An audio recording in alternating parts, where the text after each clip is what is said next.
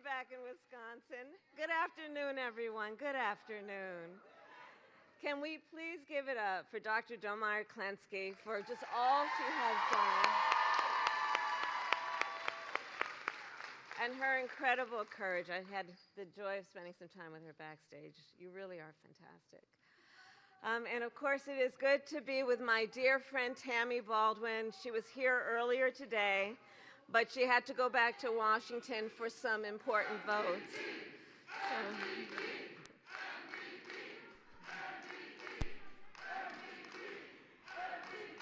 And on the subject of Tammy Baldwin, I want to just mention Tammy because she had to go back to Washington for some important votes. She was here earlier.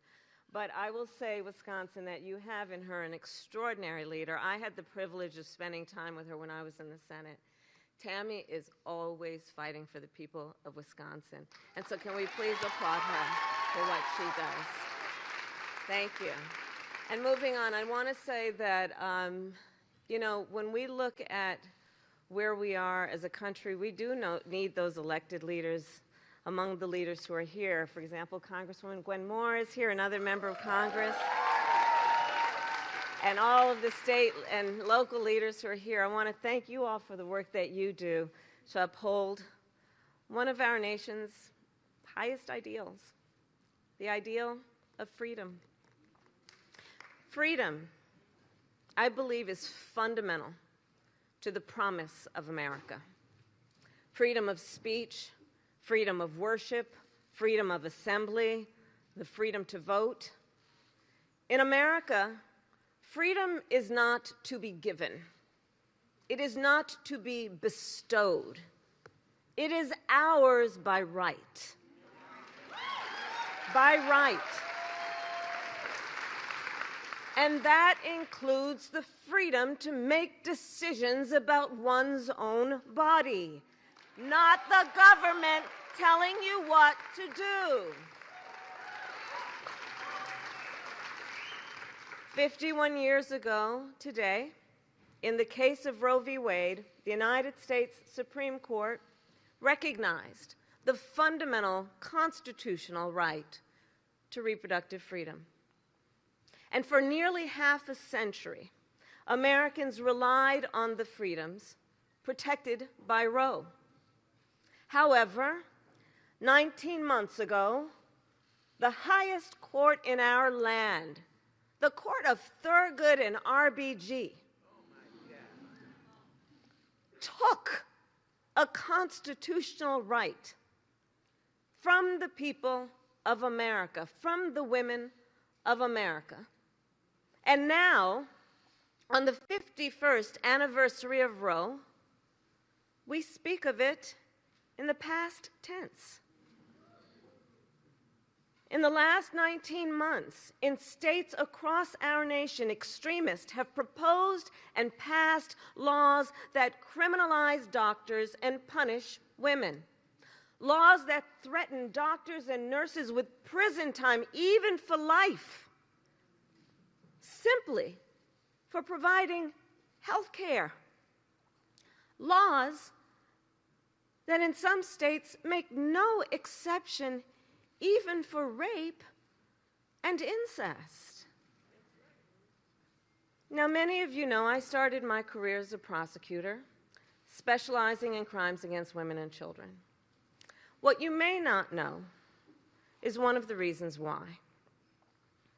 So when I was in high school, I learned that one of my best friends was being molested by her stepfather. And so I said to her, "You got to come stay with us." I called my mother, and my mother said, "Of course she should." And she did.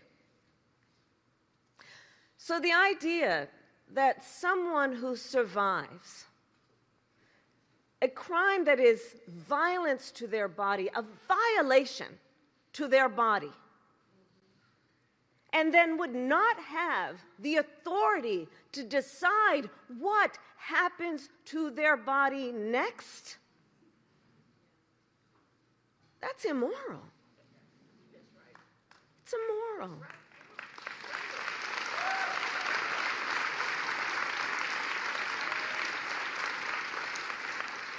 And let us all agree, one does not have to abandon their faith or deeply held beliefs to agree the government should not be telling her what to do with her body.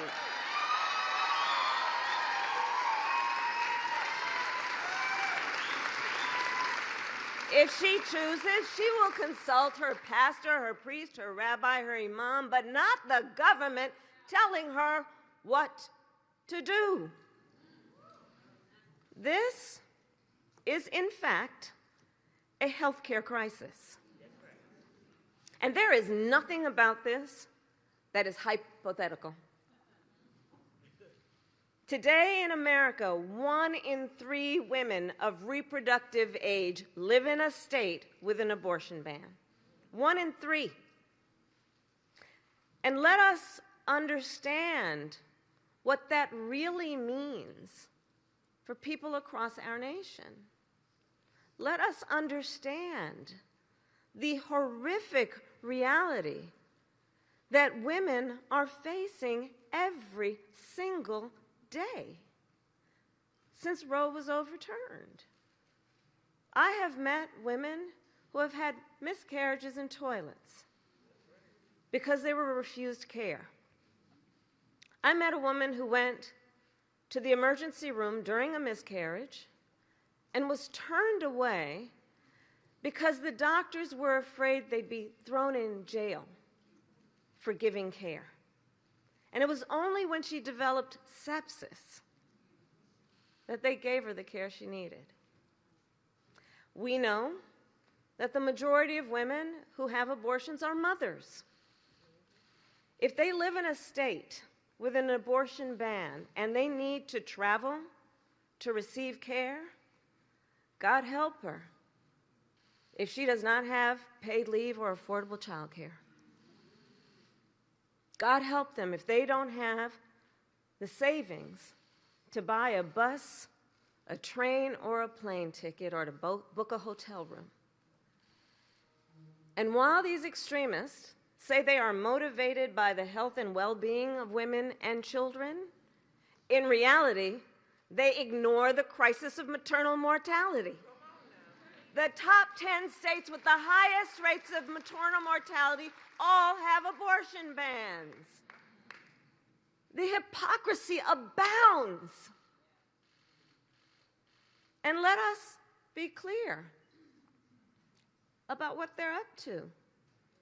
These extremists want to roll back the clock to a time before women were treated as full citizens. Wisconsin to the 1800s. Just look at what happened here in this beautiful state of Wisconsin.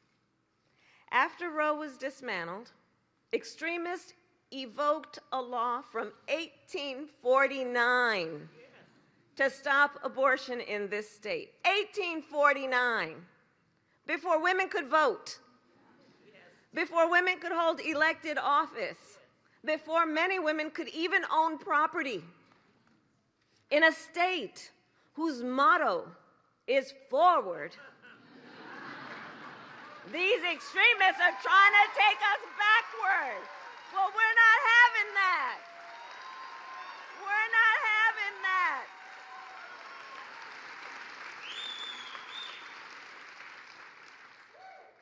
And just look at what the fallout has been. The reproductive care clinics across the state that had to close. The women that hospitals had to turn away. Women like Megan. So Megan learned she was pregnant early last year. A few months later, she and her husband, John, went to their doctor for a routine ultrasound. And it revealed devastating news for them. The fetus had a severe genetic disorder, and Megan's pregnancy threatened her life.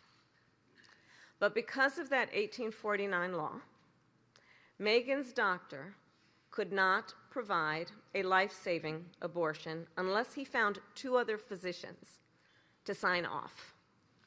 He called doctor after doctor here in Wisconsin, but none were willing to risk going to prison. Ultimately, Megan had to go to Minnesota to receive care.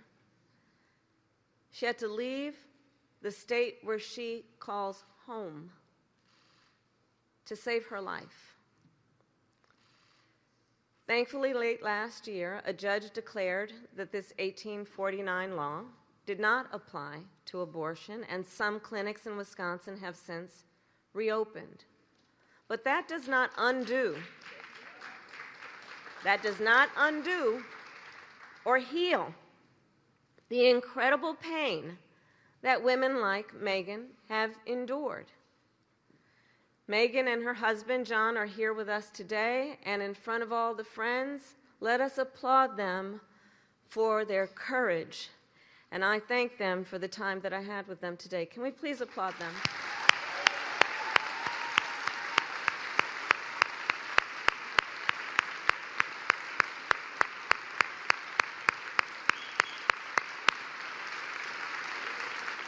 And I mention them because I think it's very important to understand the courage it takes to share those kinds of stories. And the reality of what is happening in real time across our country is that for every story we hear, there are so many that we do not hear about. Today, an untold number of women are silently suffering. Women who are being subjected to profound judgment. Women who are being made to feel as though they did something wrong, as though they should be embarrassed, being made to feel as though they are alone. And to those women I say, we see you, and we are listening, and we see your incredible strength, and we are here with you.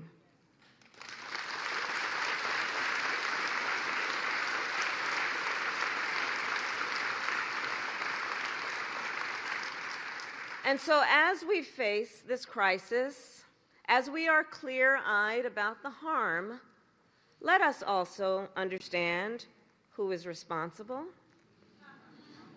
Shall we? The former president handpicked 3 Supreme Court justices because he intended for them to overturn Roe. He intended for them to take your freedoms. And it is a decision he brags about. Yes, he does. A couple weeks ago, he said that for years, quote, they were trying to get Roe v. Wade terminated, but he said, quote, I did it, and I'm proud to have done it. And the women should be prosecuted. Proud? Proud? Proud that women across our nation are suffering? Proud that women have been robbed of a fundamental freedom? Proud that doctors could be thrown in prison for caring for their patients? That young women today have fewer rights than their mothers and grandmothers? How dare he?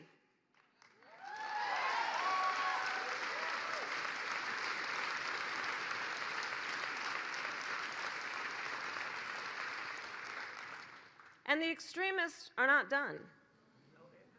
This afternoon, in the Wisconsin legislature, extremists will hold a hearing on a new bill that would ban abortion in this state with no exception for rape and incest.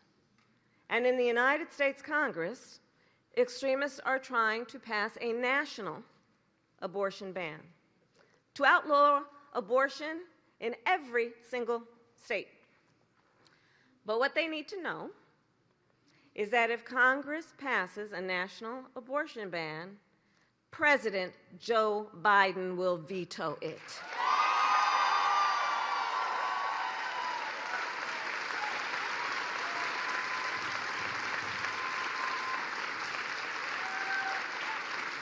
Yes, he will. Because here's the deal about all of us. We trust women. We trust women to make decisions about their own bodies. We trust women to know what is in their own best interest. And women trust us to fight, to protect their most fundamental freedoms.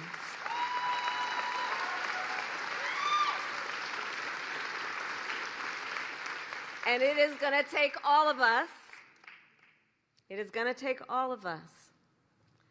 Joe Biden and I are fighting in court to protect women's access to medication and emergency care. We strengthened the patient privacy protections so that medical records stay between a woman and her doctor. And we are protecting the right of women to travel for abortion care. But the bottom line is, to truly protect reproductive freedoms, we must restore the protections of Roe. Because you see, what the United States Supreme Court took, Congress can put back in place.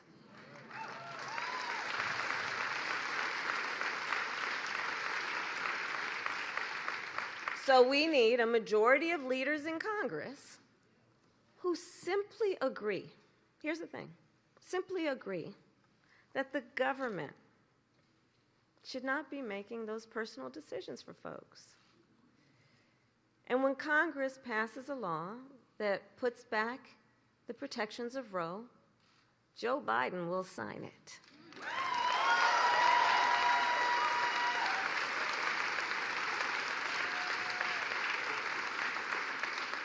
So I'll close with this. It's going to take all of us to get us to that place. Everybody here. And momentum is on our side. We are winning.